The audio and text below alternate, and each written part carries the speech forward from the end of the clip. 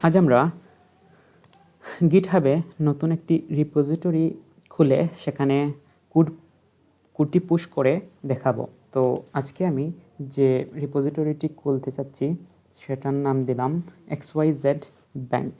তো এই নাম দিয়ে পাবলিক রেখে ক্রিয়েট রিপোজিটরিতে দিলেই আমার রিপোজিটরিটি ক্রিয়েট হয়ে যাবে। তারপর আমি কমান্ড লাইনের মাধ্যমে কোডটি গিটহাবে পুশ করব। সেজন্য আমাকে আমার যেই ফোল্ডারে প্রজেক্টটি রাখা আছে সেখানে রাইট ক্লিক করে শো মোড অপশনে ক্লিক করব, তারপর গিট বা শেয়ারে ক্লিক করব।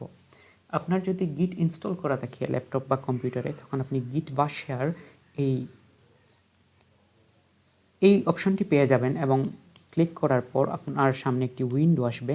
তো আমি সেখানেই কমান্ড দিয়ে কোড পুশ করে দেখাবো।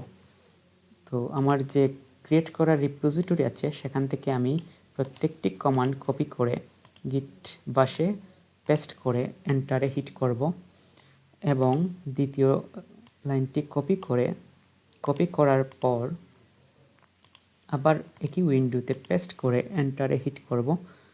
তারপর তৃতীয় লাইনটি কপি করার পর আবারও পেস্ট করব।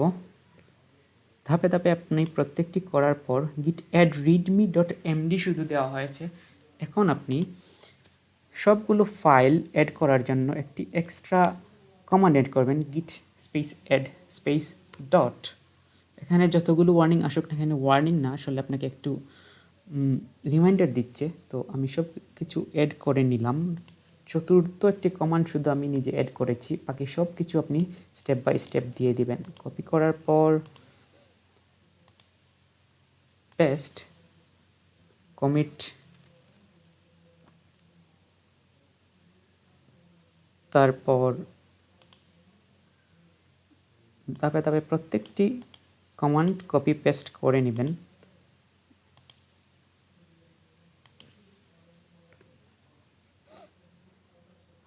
তারপর দুইটি বাকি রইল, যদি কোনো প্রবলেম হয় সেটিও দেখিয়ে দেব। যদি টোকেনের প্রবলেমের কারণে আপনার ফাটাল রিমোট কোনো প্রবলেম দেখা দেয়।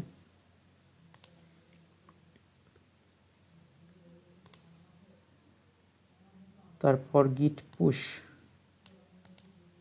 কপি করে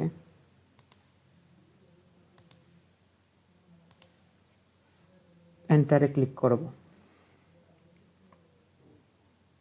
ইনভ্যালিড ইউজার নেম ওর পাসওয়ার্ড দেখাচ্ছে। অথেন্টিকেশন ফেইল্ড যখন হবে তখন আপনাকে একটি কারেকশন করে নিতে হবে। আপনি আপনার গিটহাবে যাবেন, যাওয়ার পর সেটিংসে ক্লিক করবেন। সেটিংসে যাওয়ার পর আমি এই জিনিসটি দেখেছি কারণ এখানেই অনেকে আটকে যায়। ডেভেলপার সেটিং সহজে কীভাবে আপনি সমাধান করে নেবেন। ডেভেলপার সেটিংয়ে যাওয়ার পর পার্সোনাল অ্যাক্সেস টোকেন, তারপর টোকেন ক্লাসিকে ক্লিক করবেন। টোকেন নেওয়া ছিল কিন্তু এখানে শো করছে না, সেই ক্ষেত্রে আমি কী করব, this token has no expiration date এখানে ক্লিক করার পর রিজেনারেট করে নিব। ধরুন রিজেনারেট টোকেনে ক্লিক করলেই আপনাকে নতুন টোকেন দেওয়া হবে। সেটি কপি করে নিলাম। কপি করে নিয়ে আমি এখানে একটি কমান্ড লিখলাম, git remote set url origin, git remote set url origin https তারপর কোলন / আমার কপি করার টোকেন পেস্ট করলাম। তারপর @ দিলাম। দেওয়ার পর github.com/ আমার ইউজার নেম দিলাম। ওই যে ইউজার নেম অথেন্টিকেশন ফেল্ড, সে কারণে ইউজার নেম দিলাম। তারপর আমার যে রিপোজিটরি সেটার নাম দিলাম XYZ bank ডট গিট, এটি লিখে এন্টার দিলাম।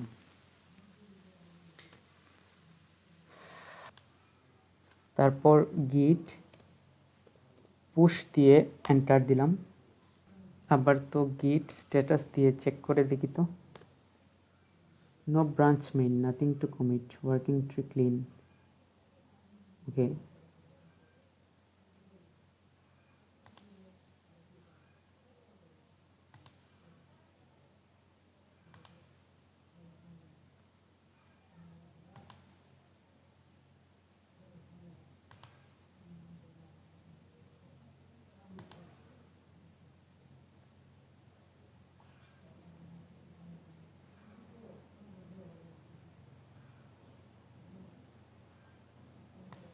গিট রিমোট, এই লাইনটি আবারও কপি করার পর যদি এখানে পেস্ট করে দেখি, অলরেডি এক্সিস্ট। তারপর গিট পুশ করলে কেন হবে না, হওয়ার তো কথা। গিট পুশ,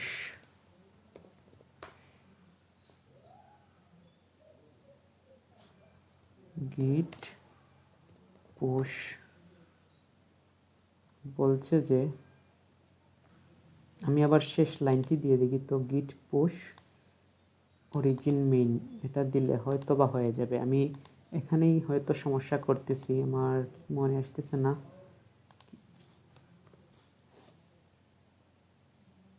হ্যাঁ, এই যে মূল অরিজিনের সমস্যা হওয়ার পর আমাকে এখান যে দেখাচ্ছে যে গিট পুশ দেওয়ার পর the current branch main has no upstream branch, কারণ আমি শুধু গিট পুশ দিয়েছিলাম, সে কারণেই আমাকে এই লেখাটি শো করতেছিল। তো গিট পুশ -u অরিজিন মেইন দেওয়ার পর আমার প্রবলেমটি সলভ হয়ে গেছে। এখানে আমি রিফ্রেশ করলেই দেখতে পারবো যে আমার কোডটি ঠিকঠাকভাবে পুশ হয়ে গেছে। এই দেখুন, আমার সম্পূর্ণ কোড গিটহাবে পুশ হয়ে গেছে। 6 মিনিট আগে আমি কাজ শুরু করেছিলাম, কিন্তু আমার অনেক দিন পর ব্যবহার করার কারণে একটু প্রবলেম হয়েছিল, আমি বুঝতে পারিনি। তো আলহামদুলিল্লাহ সলভ করে নিলাম। আপনারা পাশে থাকবেন এবং আমার চ্যানেল সাবস্ক্রাইব করে আমাকে উৎসাহ দিবেন। ধন্যবাদ সবাইকে। আসসালামু আলাইকুম।